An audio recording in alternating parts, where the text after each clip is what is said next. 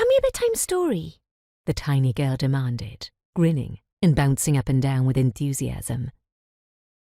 Her uncle looked down at her and smiled.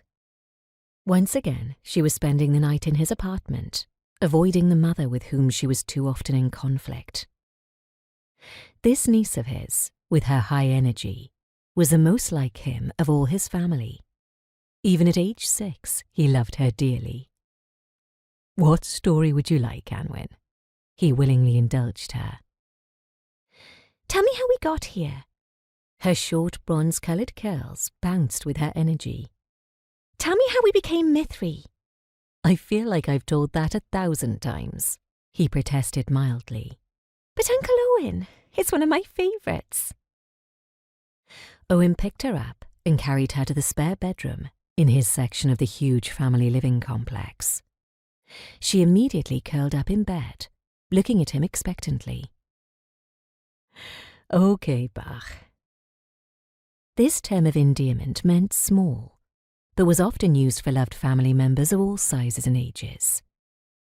Then he began his story. More than 1,000 years before the great human expansion from Earth, the League of Free Planets was still in its early centuries and made up of only a few planetary systems. They had already banded together in a loose trade and mutual protection agreement when the belligerent Rhythane Empire attempted its first foray into League space. While the Rhythane were unsuccessful in this initial attempt, by and large, they added a few non-League worlds to their growing empire. Then they attempted the same with the Cerithi. They were known as a generally peaceful race and had helped co-found the League, but they also placed a high value on their freedom.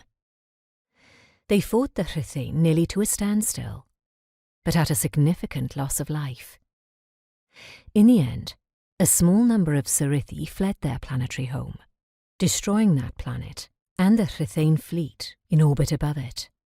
By doing so, they halted Rhythane expansion for generations to come. "Uncle," the child interrupted, "are the Rhythanes still trying to take over the League?" Owen smiled. "I think they'd like to, but we are doing a pretty good job keeping them to their own space." "When I grow up, I'll stop them for good," the child announced, not for the first time during this oft-repeated story. "In good time, Anwyn. Now, do you want to hear the rest of the story?"